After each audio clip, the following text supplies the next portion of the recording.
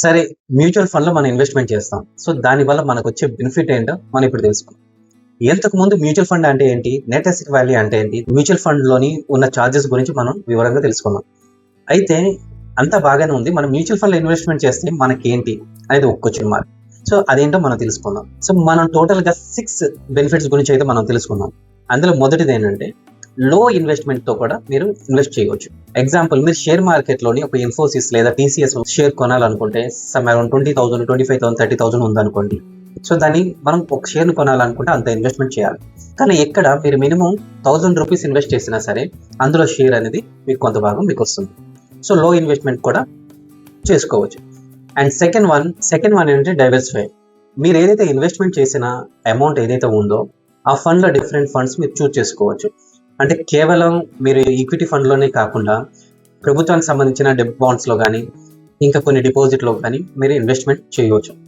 And third one ఏంటంటే fund management selection కూడా మీకే ఉంటుంది. సో, మీకు ఇష్టమైన ఫండ్‌ని మీరు సెలెక్ట్ చేయవచ్చు. అది ఈక్విటీ ఫండ్ కావచ్చు, ఇన్కమ్ ఫండ్ కావచ్చు, ఏదైనా మీరే సెలెక్ట్ చేయవచ్చు. అండ్ ఫోర్త్ వన్ ఏంటంటే మీకు ఎప్పుడు కావాలంటే అప్పుడు మీరు విత్‌డ్రా చేసుకోవచ్చు. కాకపోతే నా యొక్క సజెషన్ ఏంటంటే లాంగ్ టర్మ్ గోల్స్ గాని పెట్టుకున్నట్లయితే మీకు మంచి రిటర్న్ అనేది వస్తుంది. ఎందుకంటే మ్యూచువల్ ఫండ్ అనేది ఫిక్స్డ్ రిటర్న్స్ అనేది మనకు రాదు. సో, ఫ్లక్చుయేషన్ అవుతుంది. మ్యూచువల్ ఫండ్‌లో ఇన్వెస్ట్‌మెంట్ చేసే రిటర్న్స్ గ్యారంటీ రిటర్న్స్ ఉండదు. సో, లాంగ్ టర్మ్‌లో అయితే మీకు మంచి రిటర్న్స్ అయితే ఇస్తుంది. షార్ట్ టర్మ్‌లో అయితే మీకు మంచి రిటర్న్స్ ఇవ్వదు. ఫిఫ్త్ వన్ ఏంటంటే మీరు ఇన్వెస్ట్ చేసే మ్యూచువల్ ఫండ్‌లోని సెపరేట్‌గా దానికి ఫండ్ మేనేజర్ అనేది ఒకరు ఉంటారనమాట. సో, ఆ ఫండ్ మేనేజర్ ఆ ఫండ్‌ని అబ్జర్వ్ చేస్తూ ఉంటారు. సో, ఆ ఫండ్ ఏ విధంగా పెర్ఫార్మ్ చేస్తుందో సో, దాన్ని అబ్జర్వ్ చేస్తుంటారు. సో, దానివల్ల మనకు వచ్చే నష్టాన్ని కొంతవరకు తగ్గించవచ్చు. అలాగే ప్రాఫిట్ వచ్చే అవకాశాలు ఉంటాయి. అండ్ లాస్ట్ వన్ ఏంటంటే టాక్స్ బెనిఫిట్. దీంట్లో మనం ఇన్వెస్ట్‌మెంట్ చేసే అమౌంట్ ఏదైతే ఉంటుందో కొన్ని ఫండ్స్ మనకు అండర్ సెక్షన్ 80C కింద టాక్స్ బెనిఫిట్ ఇస్తుంది. చివరగా ఒక చిన్న మాట. మ్యూచువల్ ఫండ్ అనేది గ్యారంటీ రిటర్న్స్ అయితే ఉండదు. ఇది గమనించగలరు.